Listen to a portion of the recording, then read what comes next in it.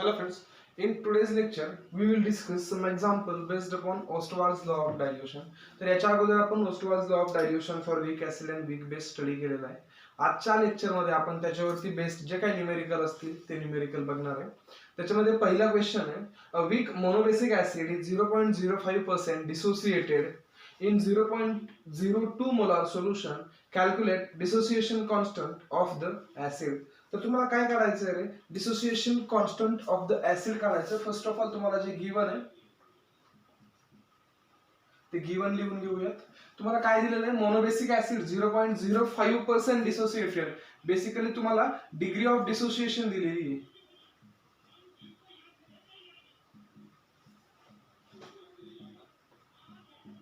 Degree of dissociation म्हणजे काय रे, alpha किती दिलेली आहे, 0.05%. याचाच अर्थ 0.05 डिवायडेड बाय 100. ठीक आहे, म्हणजे मी जर याला असं लिहिलं तर 0.05 ला काय लिहिणार आहे मी, 5 into 10 to the power -2 divided by 100 म्हणजे काय, 10 टू द पॉवर 2. म्हणजे बेसिकली हा काय झाला रे, 5 इंटू 10 टू द पॉवर -4. ही झाली अल्फाची व्हॅल्यू. त्यानंतर काय दिलेलं आहे मला आणखीन, त्यानंतर दिलेलं आहे dissociated in 0.02 molar solution. Concentration दिलेलं आहे, concentration of solution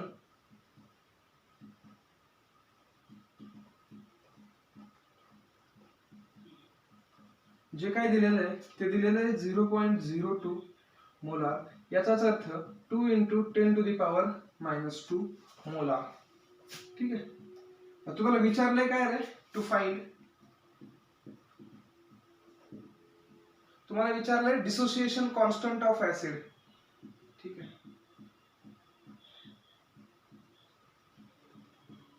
dissociation constant of acid म्हणजे काय रे, K a is equals to question mark. ठीक आहे, तुम्हाला माहिती आहे जे काय डिसोसिएशन कॉन्स्टंट आहे ऍसिड साठीचं ते कसं लिहिणार आहे आपण,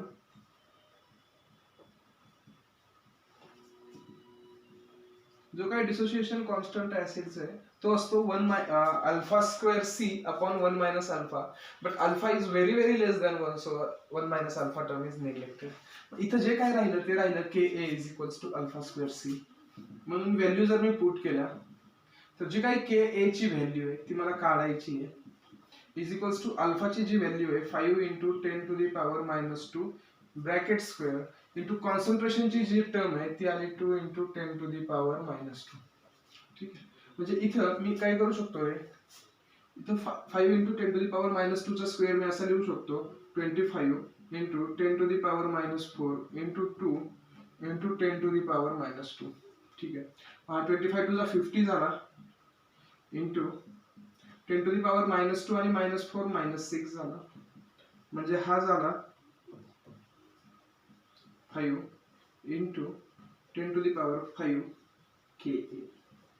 ठीक आहे, डिसोसिएशन कॉन्स्टंट जो काय आला तो किती आला रे, एक minute, 5 into 10 to the power -4 आपण इथं -2 घेतलं, म्हणजे हा जर -4 झाला तर हा -4 टू चा -8 झाला, -2 -8 -10 झाला आणि -10 मधनं 1 इलिमिनेट झाला, -9 झाला. ठीक आहे, या पद्धतीने मी काय करू शकतो रे, डिसोसिएशन कॉन्स्टंट ऑफ ऍसिड याच्यावरतीचे जे न्यूमेरिकल्स आहेत की तुम्हाला टेक्स्ट बुक मध्ये दिलेले आहेत ते आपण सॉल्व्ह करू शकतो. ठीक आहे, याच्यानंतर हे फर्स्ट ऑफ ऑल हे कॉपी करा. त्याच्यानंतर आपण सेकंड एक्झाम्पल बघणार आहे.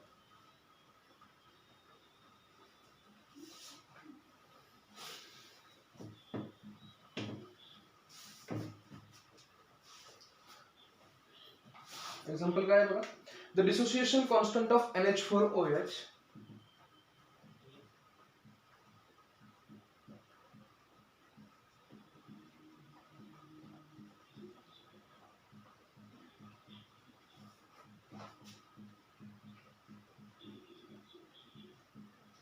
the dissociation constant of NH4OH is 1.8 into 10 to the power -5.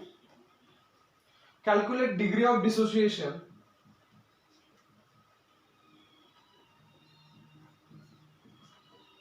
calculate degree of dissociation in 0.01 molar solution. ठीक आहे. मग तुम्ही याच्यामध्ये काय लिहिणार आहेत रे? तुम्ही याच्यामध्ये गिवन फर्स्ट ऑफ ऑल लिहून घेणार आहेत. तर गिवन मध्ये काय येणार आहे तुम्हाला? The dissociation constant of acid, sorry NH4OH हा काय आहे रे? बेस आहे. म्हणजे तुम्हाला जे दिलेलं आहे ते दिलेलं आहे डिसोसिएशन कॉन्स्टंट, त्याला आपण अल्फा म्हणूत किंवा पूर्ण लिहा.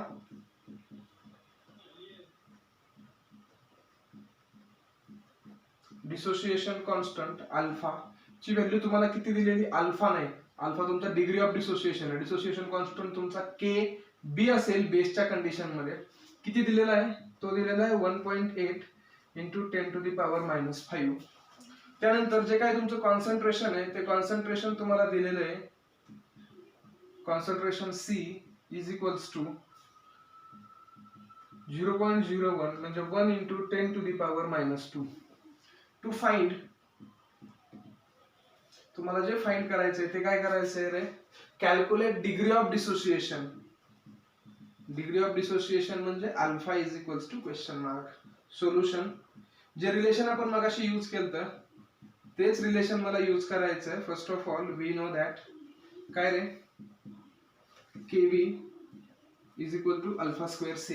जर मला अल्फाची व्हॅल्यू काढायची तर मी असं लिहू शकतो alpha square is equals to KB upon C. Therefore alpha is equals to KB upon C root मध्ये.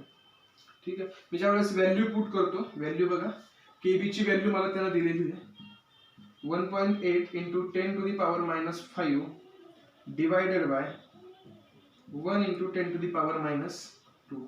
ओके. हे जे व्हॅल्यू येईल हा 1 मिनिट, ठीक आहे. मग हा जो -2 आहे हा वरती गेला. 1.8 इंटू 10⁻⁻7 -2 नाही, -5 + 2 आला. तो मायनस आहे वरती गेला, प्लस झाला. म्हणजे इथं जे आन्सर आलं ते किती आलं रे? -3 आलं. डिवायडेड बाय हा 1 ॲज इट इज. म्हणजे जी व्हॅल्यू आली अल्फाची, ती अल्फाची व्हॅल्यू किती आली रे? √1.8 इंटू 10⁻⁻3. ठीक आहे. -3 साठी माझ्याकडे कुठचंही कॅल्क्युलेशन नाहीये. म्हणजे काय रे की बाबा -3 ला मी ब्रॅकेटच्या बाहेर नाही काढू शकत, रूटच्या बाहेर नाही काढू शकत. मी -4 ला काढू शकतो किंवा -2 ला काढू शकतो. मग मी याचं काय करतो रे? मी ह्याला लिहितो अल्फा इज इक्वल्स टू √18. ठीक आहे ना. एक डेसिमल इकडे शिफ्ट केला म्हणजे काय केलं? 10 ने डिवाइड केलं. जर 10 बघा आता इथे गंमत, 1.8 इंटू 10⁻⁻3 आहे, त्याला मी 10 ने डिवाइड केलं तर फक्त डिवाइड करून चालणार नाही, तर मला 10 ने मल्टिप्लाय करावं लागेल. ठीक आहे. मग हा 1.8 आणि हा 10 या दोघांचे मिळून जे आन्सर आलं ते आलं 18. ठीक आहे. आणि हा 10⁻⁻3 आणि हा 10⁻1, हा 1 गेला वरती मायनस झाला म्हणजे 10⁻⁻4 इथं आन्सर आलं. ठीक आहे. 18 इंटू 10⁻⁻4. आता अप्रॉक्सिमेटली 18चं जे स्क्वेअर रूट निघणार आहे ते तुम्ही टेक्स्टबुक लॉगबुक मध्ये काढू शकता. तो कसं काढणार? Alpha is equals to √18 into ह्या 4चा बाहेर निघाला -2. ठीक आहे. याचं जर तुम्ही लॉगबुक मध्ये काढलं √18चं तर ते अप्रॉक्सिमेट 4.2 म्हणजे जो तुमचा अल्फा आहे तो अल्फा आला. Alpha is equals to 4.2 into 10⁻⁻2. आणि इन केस ऑफ जर मला पर्सेंटेज बोलायचं झालं तर काय करणार आहे? Multiply by 100. ठीक आहे. तर हे झालं या क्वेश्चनचं आन्सर. या पद्धतीने तुम्ही हे क्वेश्चन्स काय करू शकता रे? सॉल्व्ह करू शकता. आणखीन 2 टाईपचे न्यूमेरिकल दिलेले आहेत आपल्याला, आपण ते पण सॉल्व्ह करणार आहे. त्याच्या अगोदर हे न्यूमेरिकल व्यवस्थित लिहून घ्या.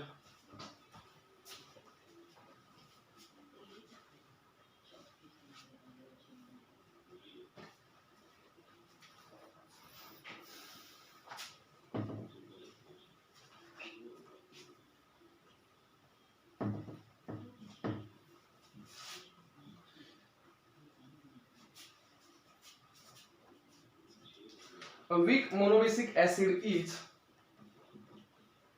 a weak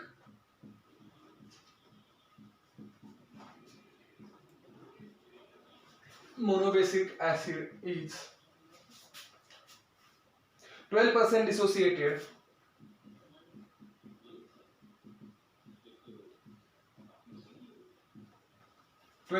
dissociated in 0.05 molar in 0.05 molar solution.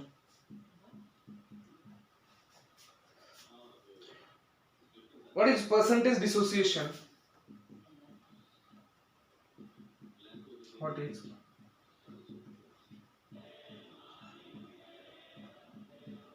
percentage dissociation in 0.15 molar solution? अरे वाह, ठीक आहे. थोडासा वेगळा क्वेश्चन दिलेला आहे. क्वेश्चन काय दिलेला आहे? A week monobasic acid is 12% dissociated. तुम्हाला काय दिलेलं आहे? 12% डिसोसिएटेड म्हणजे पहिली कंडिशन जी दिलेली आहे ना त्याच्यामध्ये काय दिलेलं आहे तुम्हाला? गिवन आपण असं म्हणू अगोदर, जो डिग्री ऑफ डिसोसिएशन दिलाय ना तो किती दिलाय रे? 12%. पर्सेंट म्हणजे डिवायडेड बाय 100. ठीक आहे, हा झाला पहिल्या कंडिशन मध्ये दिलेला डिग्री ऑफ डिसोसिएशन. आणि त्याचं जे कॉन्सन्ट्रेशन आहे ते कॉन्सन्ट्रेशन त्यांनी तुला दिलेलं आहे 0.05 मोलार. ठीक आहे, तर एक गोष्ट लक्षात ठेवा, इरिस्पेक्टिव्ह ऑफ कॉन्सन्ट्रेशन कुठचं आहे त्याच्याशी आपल्याला देणं घेणं नाहीये, पण जो डिसोसिएशन कॉन्स्टंट आहे माझा पर्टिक्युलर एखाद्या सोल्युशन साठी तो कधीही चेंज होत नाही. ठीक आहे, म्हणजे इथं बघा मी काय केलं रे, इथं कॉन्सन्ट्रेशन चेंज केलं, कॉन्सन्ट्रेशन चेंज करून ते झालं C2, ते कॉन्सन्ट्रेशन झालं 0.15 मोलार. त्यानंतर रिस्पेक्टिव्ह अल्फा जो असेल तो काढायचा. ठीक आहे, मग मी असं म्हणतो या दोघांवरनं जो माझा डिग्री ऑफ डिसोसिएशन मी काढणार आहे Ka is equal to alpha square C न, तोच डिग्री ऑफ डिसोसिएशन मी इक्वेट करणार आहे याच्या बरोबर. ठीक आहे, म्हणजे मी असं म्हणतो की बाबा मला माहिती आहे Ka is equals to alpha 1 square C1 is equals to alpha 2 square C2. ठीक आहे, मग या दोन इक्वेशनला मी जर इक्वेट केलं तर मला आन्सर भेटू शकतं अल्फा 2 चं, कारण दोघांची व्हॅल्यू Ka इतकीच आहे. ह्या दोन इक्वेशनला मी व्हॅल्यू टाकून कम्पेअर करतो. अल्फाची व्हॅल्यू, अल्फा 1 ची value 12 divided by 100 bracket square into C1 ची 0.05 इज इक्वल्स टू अल्फा 2 ची व्हॅल्यू आपल्याला काढायची आहे इंटू C2 0.15. ठीक आहे, याची व्हॅल्यू तुम्ही इझिली काढू शकता सिम्पली अल्फा स्क्वेअरच्या फॉर्म मध्ये. Alpha 2 square is equals to 12 चा स्क्वेअर 144 इंटू 0.05 डिवायडेड बाय 100 चा स्क्वेअर 10,000 आणि हा जो आहे हा इथं 0.15. ठीक आहे, या पद्धतीनं alpha is equals to under root of, त्याचं जर मी कॅल्क्युलेशन केलं तर माझ्या लक्षात काय येते बघा, हा 15 होईल. हा 15 कधी होईल? इथले दोन डिजिट इलिमिनेट केल्यानंतर. म्हणजे इथं काय झाला 144 इंटू 0.05 डिवायडेड बाय 100 इंटू 15. ठीक आहे, मग त्या 15 ला काय करा रे, कन्वर्ट करा 5 च्या फॉर्म मध्ये. म्हणजे बघा याचं जे काही फायनल कॅल्क्युलेशन आहे ते कॅल्क्युलेशन किती येईल माझं? हा चला लक्ष द्या, 144 इंटू 0.05 डिवायडेड बाय, ह्या दोन डिजिटला हे दोन डिजिट कट झाले म्हणजे इथे झाला 100 इंटू हा झाला 15. ठीक आहे, हे दोन डिजिट इकडे शिफ्ट करायचे मला, हे दोन डिजिट इकडे शिफ्ट करायचे. ठीक आहे ना, म्हणजे मला खाली पण डिजिट दोन शिफ्ट करावे लागतील. म्हणजे याचा जे आन्सर येणार आहे बघा, तुम्ही हे आन्सर सुद्धा सॉल्व्ह करू शकता लॉक टेबल यूज करून, किंवा जर लॉक टेबल करायचा नसेल तर तुम्ही सिंपल कॅल्क्युलेशन करू शकता. दोन डिजिट इकडे शिफ्ट केले मी म्हणजे अल्फा 2 जो आला तो आला under root 1.44 into 0.05 divided by 15. ठीक आहे ना, ओके. मग डिवायडेड बाय 15. ओके, मग याला करा 0.15 करा अल्फा 2, याचं जे काही आन्सर आहे कॅल्क्युलेशन करून बघा ते काय येतंय ते. 1.44 इंटू 5 5 20 4 5 20 2 22 40 2 5 5 2 7 1 1 2 1 3 0.720 डिवायडेड बाय 15. म्हणजे अल्फा 2 जो काही येणार आहे तो किती येणार आहे 0. मला जर दोन डिजिट इकडे सरकवायचे झाले 72 1500 alpha 2 under root of 72 divided by 15 into 10 to the power -2, 3 5 15, 3 2 6, 3 4 12, 5 1 5, 5 4 20, 75 40, म्हणजे अल्फा 2 जो आला तो आला under root 4.8 into 10 to the power -2. ठीक आहे, हा जो -2 आहे तो ॲज इट इज बाहेर जाईल, म्हणजे alpha 2 is equals to under root 4.8 into 10 to the power -1. ठीक आहे, मग याचं जे स्क्वेअर रूट आहे ते अप्रॉक्सिमेटली किती येईल रे? 4.8 चं बघा ना, ते 49 च्या अप्रॉक्स आहे. म्हणजे जर मी असं म्हटलं की ओके, हा मी इथं काय करू शकतो रे, अल्फा 2 ची जी व्हॅल्यू आहे 4.8 चं स्क्वेअर रूट जर काढलं मी तर ते येईल 0.669 येईल 7 च्या approx into 10 to the power -1. म्हणजे जो काही अल्फा 2 आहे तो किती आला? 0.069. तर या पद्धतीने मी काय करू शकतो, याचे कॅल्क्युलेशन्स करू शकतो. ठीक आहे, जर तुम्ही लॉग टेबल यूज केलं तर तुम्हाला इथपर्यंत जायची गरज नाही, तुम्हाला या स्टेपला आन्सर भेटून जाईल. ठीक आहे, बेस्ट ऑप्शन राहील लॉग टेबल यूज करून न्यूमेरिकल सॉल्व्ह करणं.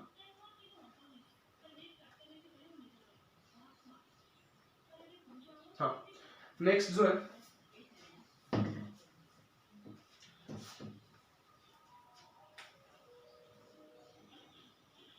नेक्स्ट न्यूमेरिकल मी इथंच लिहितोय. नेक्स्ट न्यूमेरिकल आहे calculate H3O plus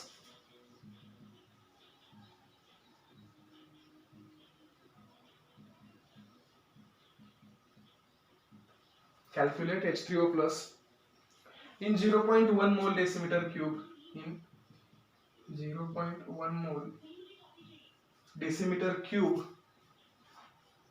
solution of acetic acid, solution of acetic acid. ठीक आहे, हे न्यूमेरिकल तुम्हाला काय करायचं आहे, सॉल्व करायचं आहे. Calculate H3O plus in 0.1 mole decimeter cube solution of acetic acid.